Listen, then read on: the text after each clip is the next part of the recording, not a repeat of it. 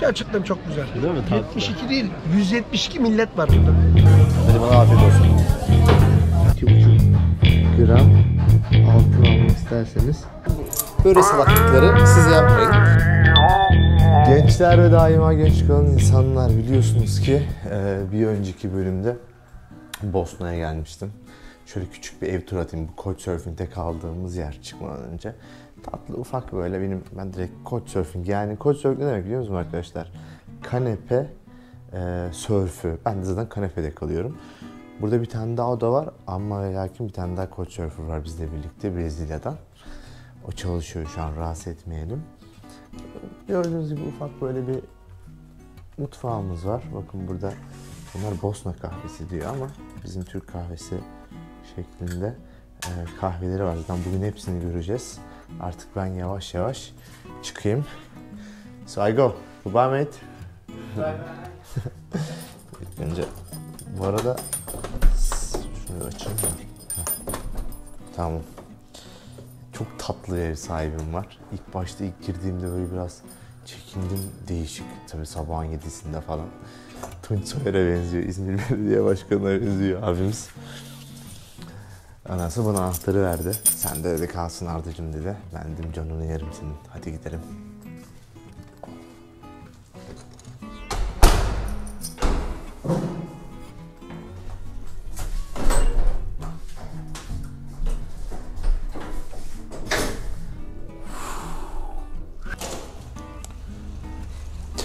Kendimizi dışarı attık. Kapımızı da kapatalım. Tık, sesi duyuldu. Tamam. Şimdi dün ben geldim buraya baba, perişanım. Bitik haldeyim. Bu kardeşinizden tavsiye. Şimdi Budva'dan Budva'dan otobüsler kalkıyor Sarayova'ya. Yani biz diyoruz ki buraya Saraybosna'ya, aynı yerler. Ben kolay bir yolculuk geçiririz zannediyordum. Abi 9-9,5 saat sürdü. Ve şuradan çıkacağız. Ve abi durmadan dağın etrafında dönüyor otobüs. Ya içim dışıma çıktı. Zaten çok yorgundum. Hiç uyuyamadım. Zordu yani, anlayacağınız ama bir şekilde Kosova'ya gelebildik. Ne Kosova'sı Arda? Bir şekilde Bosna'ya gelebildik. Biraz fikrim var. İşte çarşıya gideceğiz. Çarşıda Baş Çarşı diye bir yer var burada. Ondan sonra Avusturya Macaristan zamanındaki yer var. Birlikte göreceğiz arkadaşlar. Bizim tarzımızda gezeceğiz. Çarşılara gireceğiz, pazarlara gireceğiz, yemeklerini yiyeceğiz, insanlarla konuşacağız. Ve bir gün içinde güzel bir Sarajevo, yani Saraybosna turu yapacağız. Şöyle yemyeşil bir ülke benim gördüğüm kadarıyla. Dereleri, akarsuları, şelaleleri ve güzel ormanlarıyla bizi karşılıyor abi şehir. Temiz bir yer. İlk baştaki intibamı anlatıyorum. Küçük video ile ilgili şöyle bir başlamadan önce ülke nüfusu ile ilgili, işte ülkenin genel konumu ile ilgili bir iki bilgilendirme vereyim size. Öncelikle 3,5 milyona yakın, hatta en başından başlayalım. 91'de arkadaşlar Yugoslavya dağılıyor ve ondan sonra diyor ki Bosna artık ben kendi federal cumhuriyetimi kuracağım diyor. Fakat tabi buna Sırplar istemiyor. Sırplar istemeyince abi 92'de savaş başlıyor. Biliyorsunuz bu Sırbistan'la Bosna arasındaki sıkıntıların olduğu yer. En son işte Birleşmiş Milletler'in müdahalesine kadar sürüyor bu. Şu anki durum nasıl? Duyduğum en ilginç politik sistem. Bu zamana kadar hiç böyle bir şey duymamıştım. %50 Bosnalı, %30 Sırp, %15 Hırvat, %5 de diğer diye geçiyor. Tabii çok büyük bir bölüm var burada Sırplar. Çok büyük bir bölüm var. Boşnak, hatta yine de %15 gibi azımsanamayacak da bir rakam Sırp olduğundan dolayı arkadaşlar bu ülkede 3 tane başkan var. Yani Sırpları temsil eden, Bosnalıları temsil eden ve Hırvatları temsil eden. O nedenle işler karışık. burada sizin anlayacağınız politik olarak. 3,5 milyonluk bir halk ve Avrupa'da Müslüman çoğunluğun en yüksek olduğu ülke olarak, yani Balkanlar Avrupa coğrafyasında, Türkiye'yi saymazsan bu durumda yüksek bir Müslüman çoğunluğa sahip bir ülke. Başçarşı diye bir yer var. Osmanlı'dan kalan çarşı. Yani de hala korumuşlar o yapıyı. Biraz gerisine gidiyorsun. Eski Avusturya Macaristan zamanından kalan bir yer. Hatta dediklerine göre işte böyle bir şey varmış. Ben de bir ufak araştırdım. Kardeşiniz videoları izledi. Böyle ufak bir line var. Yani çizgi var. Oradan geçtikten sonra Osmanlı'yı hissetmeye başlıyorsun. Ama birlikte hepsini göreceğiz. Hepiciğini göreceğiz. Hiç sıkıntı yapmayın. Şöyle bir ufak etrafa bakalım. Birlikte bir 15-20 dakika ben yürüyeceğim. Ondan sonra başlayacağız. Fakat açım.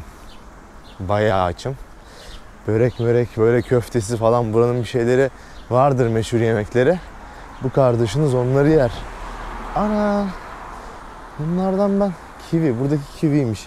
Çok güzel bir şey bunlar. Bunlardan ben kiralamıştım. Nerede kiraladım? O kadar artık karıştı ki Balkanlar birbirine benim. Oradan koş. İnsan karıştırıyor. Karadağ'a girdiğim ilk gün, hatta Podgorica'da sadece bunlarla gezmiştim. Hoştu. Bak, bisikletliler de var. Balkanlar bana hep Avrupa'yı biraz hatırlatmaya çalışıyor. Yani hepsinin amacı Avrupa Birliği'ne girmek ama bence en yavaş aralarından Bosna. Politik olarak da bir işler sıkıntı burada. En yakın olan da bu zamana kadar gördüğüm Karadağ. İkili. Tabii şöyle bir şey de yapabilirsiniz arkadaşlar. Bazılar bana soruyorsunuz işte, sence Karadağ işte Avrupa Birliği'ne girer mi? İşte yatırım yapalım falan. Bizim bu konuyu ben de merak ediyorum. Hocam ben de bu konuyu merak ediyorum. Gireceğini bilsem sat ev arabayı al Karadağ'dan yer de. Şöyle bir şey var arkadaşlar, bunu araştırabilirsiniz. Avrupa Birliği'nin her sene her ülke için bir rapor yayınlıyor. O raporları takip ederek ülke hangi aşamada, bunları görebilirsiniz. Benden ufak bir tavsiye. Ama Bosna'nın durumu iyi değil. Politik olarak bazı şeyleri, kuralları takip edilmediği söyleniyor.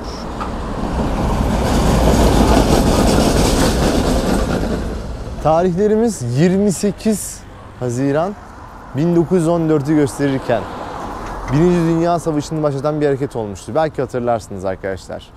Avusturya Macaristan Kralı Franz Ferdinand, Sırp asıllı Gavrilo Princip tarafından tam da olarak burada suikasta uğruyor. O nedenle burada böyle bir anıt gibi iki ayak izini koymuşlar. Ve burada böyle bunu ölümsüzleştirmişler. Tabii ilginç, biz yıllardır hatırlarsanız tarih derslerinde hep bahsedilir bu konudan. Benim çok tarihle ilgim yoktu o zamanlar. Şu an daha çok var. Seyahat edince çünkü yerinde görünce ilginizi çekiyor, araştırmak istiyorsunuz. Okul benim hiç ilgimi çekmedi açıkçası. Yine hani okuduk okumayı, üniversite saçmalıktır demeyeceğim zaten. Ben mühendisliği bitirdim. Fakat benim için bir şeyi görmem, hayal etmem ve merak etmem gerekiyor. Okul bana bunu verememişti. Seyahat ettiğimde bunlar birleşti. Tabii ki de, ama okulun bunun yanında çok da artıları var. Özellikle sosyal olarak insanlarla iletişim kurmanız açısından bence çok önemli. Ama dersler konusunda bilmiyorum. Daha iyi olabilir. Arkadaşlar şu an olduğumuz yer Başçarşı. Burası Osmanlı esintilerinin olduğu yer. Birlikte burada yürüyelim. İnanılmaz güzel köfte kokuları alıyorum. Kesinlikle bir köfte yiyeceğiz bugün. Zaten çok açım. Etrafa bakarsanız da bize tanıdık bir yer olarak şu an hissediyorum. Böyle tanıdık bir yer hissi veriyor bana burası. Zelegno Şahin. Benim bildiğim sanırım burası, bir soracağım ama eski bir Galatasaraylı futbolcu tarafından mı yapılmıştı ya da orası burası değil mi emin değilim ama şöyle bir hello. Hello. Okay. Is that the place where a Galatasaray football player found? Oh, okay. Ha, you do it. Kebap. No? What? 5 mark diyor. Bakın burada köfteleri yapıyorlar arkadaşlar. Şöyle. Oy oy oy oy oy.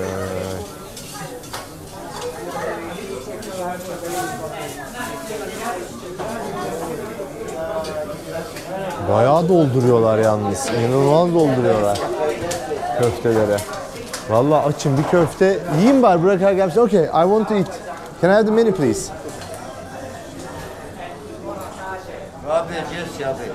What? Turkish. Köfte. 5, Köfte. 10, 15. 5, 10, 15. Sucuk. Okay, I want to try. 5 one. 5. 5 köfteliği bir deneyelim bakalım nasılmış burası. Ya şu an nasıl bir yerde olduğumuzu bilmiyorum. Sadece burası orası değil muhtemelen. Galatasaray, eski Galatasaraylı bir futbolcu gelip burada arkadaşlar bir köfteci açmış diye duydum. Ama geldik artık ızgaralarını çektik. Adam da gerçekten iyi davrandı, hani çocuk. O nedenle köfte açısı burada yemek istiyorum. İnanılmaz hızlı geldi. Yani 3 dakikada falan geldi köfte. Köfte Yusuf'tan daha hızlı geldi. Ben bunun içinde bir yoğurt olduğunu görmüştüm. So, hello. Do you put yogurt or kaymak? Do you put kaymak? Can I have kaymak? Ben bunun içinde kaymak olduğunu görmüştüm. Şimdi de kaymak yok. Ben diyeceğim ki kaymak ekleyelim buna. Yanında bir soğanla servis ediliyor. 5 tane porsiyon da var. Kaymak da gelsin. Tadına öyle bakalım. Kültüre uygun hareket edelim. Değil mi? Can I give you? Tamam. Size sorayım. Mesela böyle bir köfte geldi. 5 tane içinde var. İşte güzel bir ekmek. Yanında da az bir soğan getirdiler. Bir de ayran alayım ben bunun yanında. Sizce bu menü, bir de yani şu an bayağı turistik bir yerdeyiz. Kaç para tutar? Bu arada ben de merak ediyorum. Ayran. Şöyle ayran getirdiler. İçine attım. Bir tane köfteye aldım. Bakalım nasıl olacak. Birlikte görelim.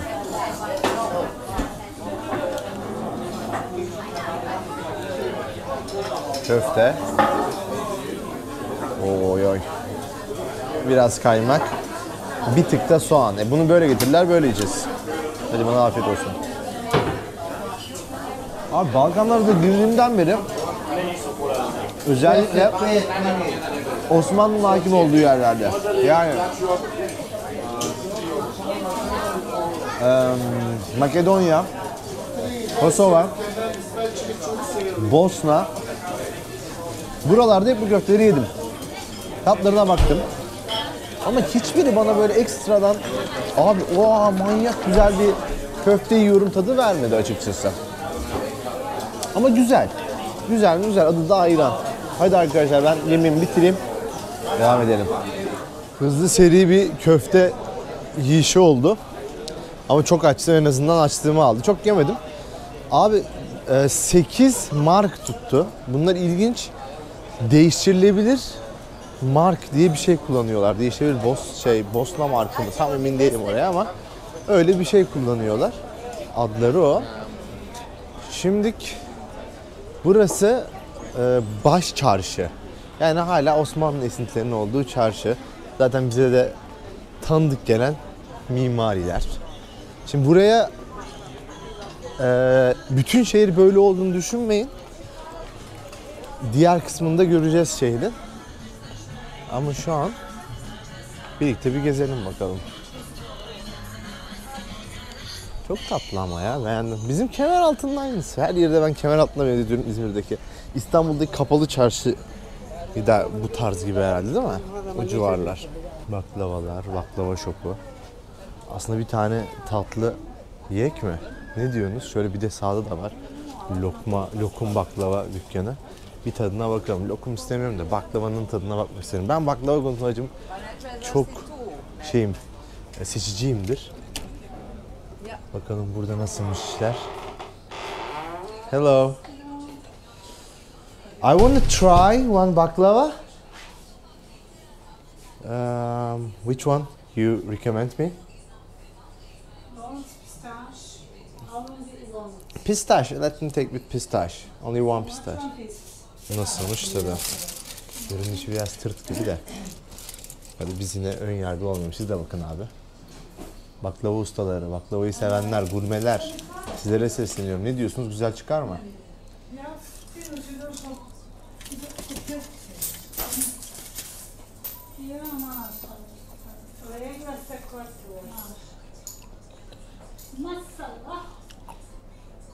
Göründüğünden daha güzel çıktı. Farklı bir şekerli aroması var. Ama çıtır baklava değil. Malzemesi ortalama ama pahalı.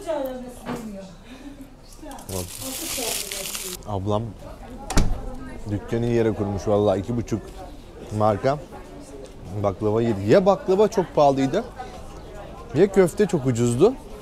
Bence baklava pahalıydı. Arkadaşlar her ülkede bir Maraş dondurmacısı buluyorum.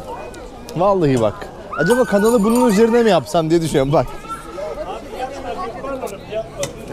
Ben mi yaşlanıyorum, siz mi hızlısınız? Hadi uzun, hop. Biraz beri gel. Hadi. Düdüt. Ya. Hadi düdüt. Ya ah. Kamera. Hop uzun. Hadi. 1, 2, 3, 4, 5, 7, Kevin, run. Hop. Davare Mulen. 5. Okay. Thank you. Yemin ediyorum dünyanın her yerindeyiz ya. Nasıl abi? Dünyanın her yerindeyiz. Olmayan yer yok. Güzel. Uzaya çık. Uzaylılara dondurma verdik abi. Uzayda diyor yaşam belirtisi var mı? Baktım dondurma külahı var uzayda. Oluyor işte. Var. Balkanlar artık benim gözümde bir Maraş dondurması Tabii oldu canım, yani. Ayağa. Bu sene Balkanlara hücum mi? edildi. Önceden Çin'de, Tayland'da, Dubai'de. Sen de gittin mi oralara? Tabii canım ben. Geçen sene Azerbaycan'da, ondan önceki sene Kazakistan'daydım. Bu sene buraya geldim. İlk ne zaman başladın? İlk 2019'da başladım.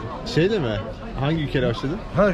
Dubai, Singapur, Malta, Fas, Amerika, China, bura işte yani Azerbaycan.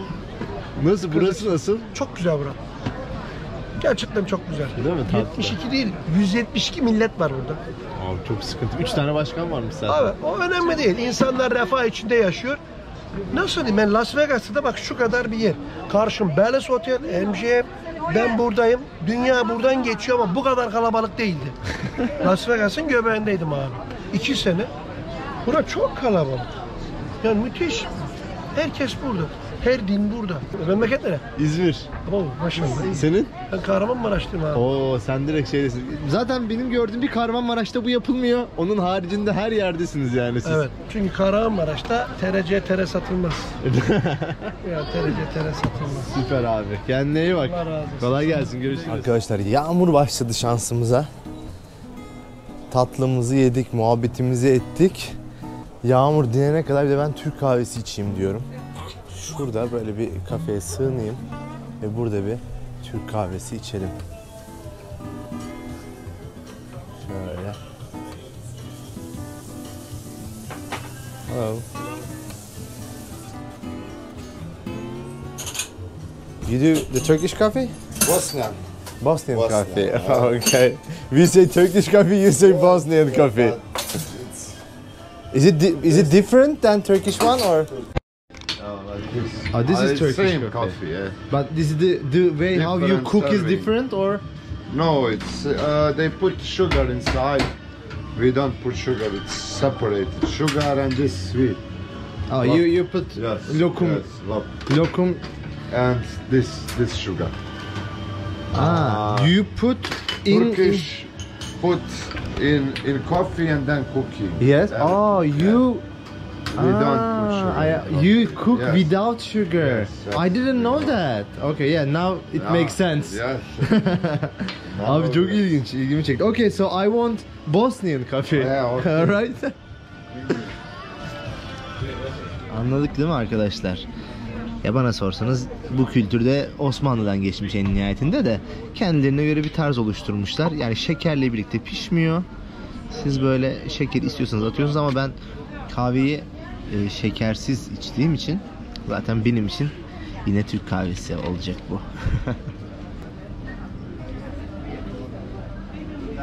Bunu buraya dökünce bunun köpüğü kalmadı güzelim. Onu ne yapacağız? Nescafe gibi oldu bu. Bu arada içinde de ay yıldız var, onu görmedim sanmayın. Yorumlar yazıyorsunuz, arada görmüyorum böyle şeyler ama bu sefer dikkat ettim. Kahvenin tadı normal ya. Bir de şöyle bir şey anlatayım. Bazen bilinmiyor. Türk kahvesi özel bir Türk kahvesi çekirdeğinden yapılan bir şey değil arkadaşlar. Türk kahvesi bir yapım stilidir. Yani yine aynı çekirdekler kullanılıyor. Sadece çekirdekleri daha fazla öğütüyorlar. Kavurduktan sonra öğütüyorlar. Ondan sonra da onu pişiriyorlar. Yavaş yavaş, biz böyle hatta işte kumda kahve falan yavaş yavaş pişiriliyor. O pişirme şekline Türk kahvesi deniyor. Yani yine pişirme şekilleri Türk kahvesi arkadaşlarım. Sadece servis şekilleri Bosna kahvesi bence, yani servis şekli olarak.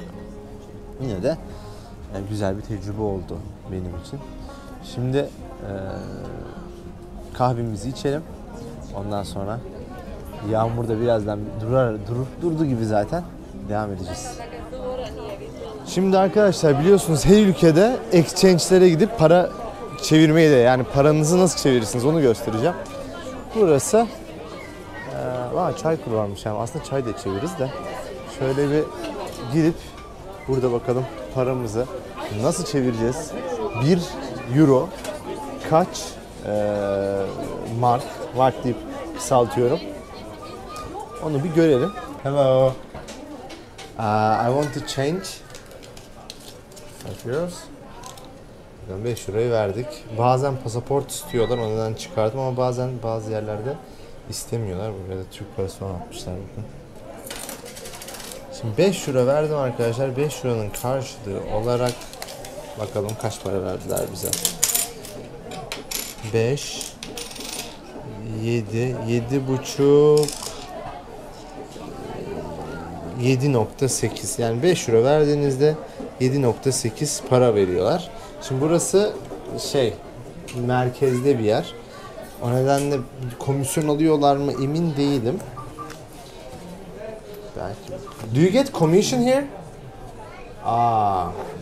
Bak burada komisyon alıyorlarmış arkadaşlar. Normalde her gittiğim yerde bir bomba yapıyorum. Gaza gelip komisyon alıyorsunuz mu diye sormanız lazım. Mesela böyle salaklıkları siz yapmayın. Allah'tan 5 euro çok fazla değil. Yani ne kadar? Çok ufak bir komisyon ödemişimdir. Ne kadar komisyon ödemişim hatta bakalım. Euro'da %2 komisyon ödemişim. Olur ama büyük paralar çevirecekseniz mesela komisyonsuz yerlere. Diyeceksiniz komisyon alıyorsunuz mu? O diyecek ki evet, siz diyeceksiniz geçmiş olsun. Hatta ben bir kere hatırlıyorsunuz Arnavutluk'ta ilk para bozduracağım. Dedim. Thank you very much. Bu dedim para yırtılmıyor, hatırlıyorsunuz mu? Ulan bana öyle dediler yani aslında, ben kendi olayım değildi, bana yırtılmaz para dediler. Arkadaş parayı aldım kamerada, yırtılmaz diye bir çektim. Çat parayı olur, yapacak bir şey yok, hepimiz insanız. Hepimiz insanız, hatalar yaparız. Şöyle birazcık daha burada Bakırcılar Çarşısı gibi, Antep'te vardı böyle bir yer. Anteplilerden. Bu arada yazsanıza ya arkadaşlar. Kim nereden, hangi ülkeden izliyor? Ben merak ediyorum. Çünkü Almanya'dan izleyenler oluyor, Norveç'ten, Fransa'dan. Vallahi bak ciddiyim, görüyoruz. Onların hepsine selamlar olsun, yurt dışından izleyen. Türkler oluyor, altyazı koyuyoruz, yabancılar da izliyor falan. Onların hepsine selamlar olsun. Siz de nereden izlediğinizi yazarsanız kitlemizi görelim. Bakıyoruz etrafımıza. Bakıyoruz. Burası kalaycıların yeri. Burası merkez arkadaşlar. Vallahi gözünü mesela burada şöyle kapasan, tamam mı? Hiç nerede olduğunu bilmiyorsan gözünü açsan, şu etrafa bak. Çok tanıdık değil mi her yer? Şöyle bir ufak... Abi çok tatlı ya.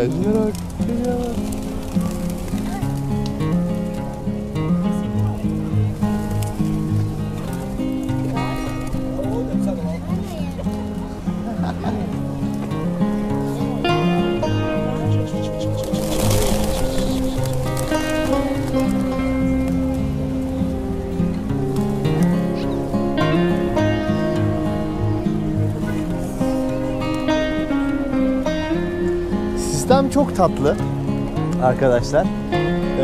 Kuşlar sizi eğlendiriyor. Onlar da biliyorlar. Olayın gerçekten farkındalar bak. Hiçbir yere kaçmıyorlar, tamam mı? Ama insanların böyle onların biraz yanına gittiğinde hafif uçmaları bunlara yem vereceklerini biliyorlar. Yani böyle ufak bir uçuşla insanların hoşuna gidiyor. İnsanların hoşuna gidince bir yem vereyim diyor ya, bunu anlamış bu kuşlar burada. O nedenle böyle çocuklar falan peşinden koşuyor kuşların. Kuşlar 1 metre uçuyorlar, tık konuyorlar yine. Dönüp yemlerini yiyorlar sonra yine. Şöyle biraz sokakların içinde arkadaşlar yürümek istiyorum açıkçası. Bakın burada da yemekler var. Fiyatları da göstereyim size. Şöyle bira 1,5 euro. Sarma, dolma, et, karışık tabak 7,2 euro. Mesela tas kebabı, püre 9,2 euro. Fiyatlar böyle gidiyor. Bakın. Şu içeriği de göstereyim. Buradaki restoranların size. Şöyle. İçerisi de böyle. Arkadaşlar Gazi Hüsrev Camii. Bosna'da birçok cami de var tabii ki de. Giriş varmış. 3 mark diyeyim. Vermek için. Açıkçası çok vermek taraftarında değilim. Ama size burayı da böyle dışarıdan göstermek istedim. Arkadaşlar bakın burada bir şey daha göstermek istiyorum. Ölüm ilanı asıyorlar. Balkanlarda ben bunu çok fazla gördüm.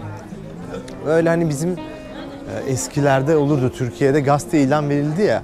Burada çoğu yerde, direklerde veyahut da işte bazen sadece dükkanın önüne değil, normalde bayağı sokağa da asıyorlar ölüm ilanlarını. O nedenle onu size göstermiştim. Şimdi biz Altıncılar Çarşısı'na geldik. Aslında ben her ülkede altın fiyatlarını soruyorum. Sormaya çalışıyorum. Siz bana yazıyorsunuz dolar üzerinde. Lan oğlum ben bilmiyorum mu onun dolar üzerinde aynı olduğunu. Ama işte değil, fark ediyor. Bazı ülkelerde bir tık fark ediyor lan, belki buluruz. Niye öyle diyorsunuz? Belki öyle bir şey bulacağız ki hepimizin hayatı kurtulacak. Bir de ilginç. Gram altın yok. Ben hep onu soruyorum. Gram altın var mı falan, Türkiye'de takılıyor ya. Yok diyor millet. O nedenle bak burada güzel bir altıncı var gibi ya. Hello. Do you sell golds here? Like gram of gold? Gram? You don't have? Okay.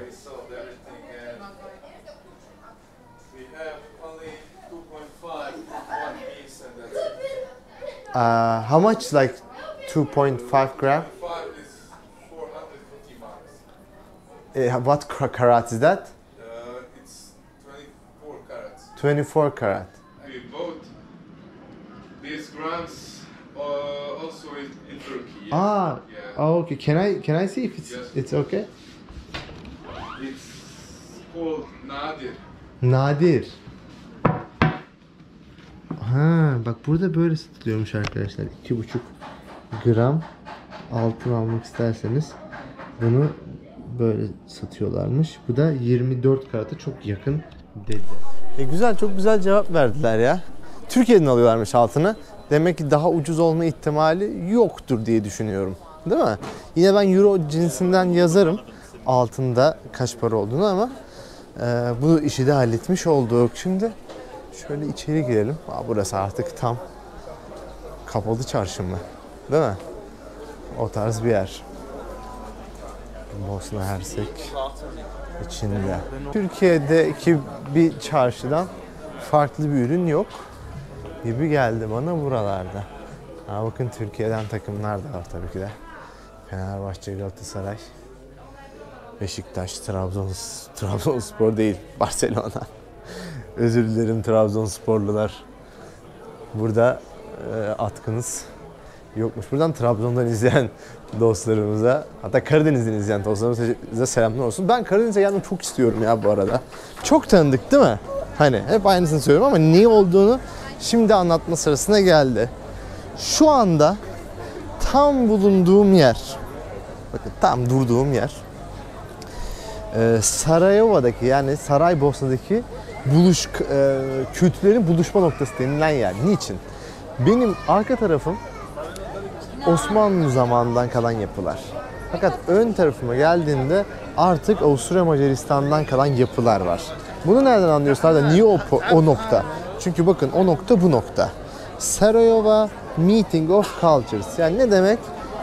İşte Saraybosna kültürlerin birleştiği yer. Buradan sonrası artık Avusturya Macaristan'ın yapılarına, o kültüre yönelik binalar daha büyük. Bizim daha böyle basık, camiler daha yoğunlukta olduğu, böyle esnaf muhabbeti gibi daha çok böyle küçük dükkanlar, küçük esnafların olduğu caddeydi. Bence çok daha samimi ya da çok daha değil mi ama bu bana daha çok hitap eden bir yerde. Şimdi diğer kısmı gezelim. Hadi bakalım. Sadece 10 saniye yürüdük ve tamamen farklı bir ülkeye gelmiş gibi hissediyorum kendimi. Yani şu an sanki bir anda Macaristan'a geldim. Gerçekten de. Budapeşte'yi bana andırdı burası. Zaten Avusturya Macaristan İmparatorluğu zamanında yapılmış bir binalar. O nedenle çok da mantıksız değil. Sizce hangi binalar veyahut da hangi mimari daha çok hoşunuza gitti? Çok duygusal olarak bakmayın. Gerçekten de hani sanatsal da bakabilirsiniz. Veyahut da yol mesela burada daha geniş caddeler bakın. Katedraller, artık katedraller karşımıza çıkmaya başlıyor. Camilerdense katedraller karşımıza çıkıyor. Mesela bizim o tarafta Kahramanmaraş dondurmacısı vardı. Buraya geldik. Bakın İtalyan dondurmacılar bizi karşılıyor. Papa'nın heykelini koymuşlar. Önüne de katedralimiz var. Güzel parklar, bahçeler var. Onları da size göstermek istiyorum. Direkt merkezde. İnsanı rahatlatan ufakta böyle bir yer yapmışlar.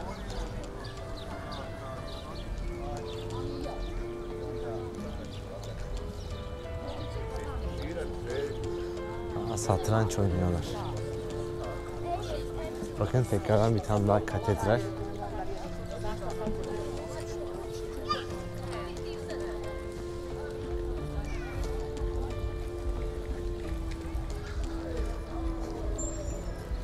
Bunlar güzel ya. Güzel şeyler yani. Baktığımızda.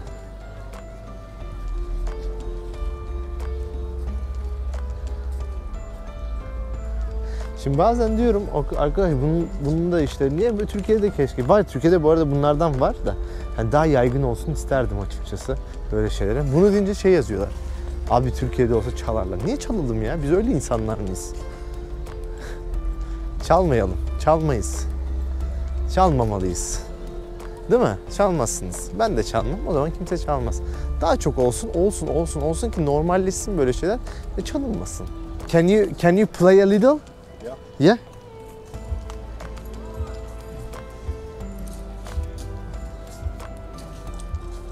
Bir bakalım. Abimiz çalsın bizim için bir şeyler.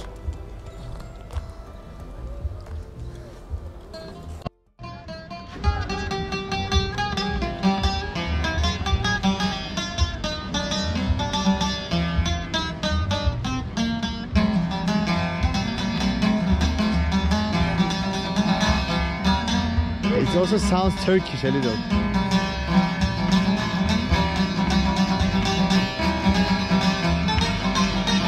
Bakın sokaklarda o savaş zamanları unutulmasın diye böyle kan izleri yapmışlar ki biz bunları unutmadık diye bilsinler.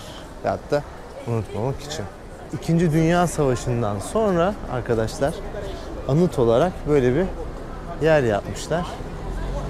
Gördüğünüz binanın önünde bu ateş hiç sönmüyor. Bunu Türkiye devletlerde de görmüştüm. Mesela Kırgızistan'da Bişkek şehrinde de vardı sönmeyen ateş. Onun için Avrupa'da olduğu kadar Asya'da böyle anıtlar görebiliyorsunuz arkadaşlar. Arkadaşlar bir daha hızlı atılmak istemiyorum. Biliyorsunuz ben Atılma konusunda çok iyiyim süpermarketler ama fiyatları size her türlü göstereceğim. Hiç merak etmeyin. Şimdi portakallar 3.40. Ondan sonra şeftaliler 2.30. 2'ye domates satıyorlar. Oğlum bu Avrupa'da karpuzu dilimle satıyorlarmış biliyor musun? Neymiş dilimi? 3,5 kilosu. Yumurtalara bakalım. Şöyle onlu yumurta arkadaşlar 3.4 mark. Ondan sonra yoğurtlara bakalım. 1 kilo yoğurt 4.45 mark. Biralar 1.80. 2 litre kola arkadaşlar 2.65.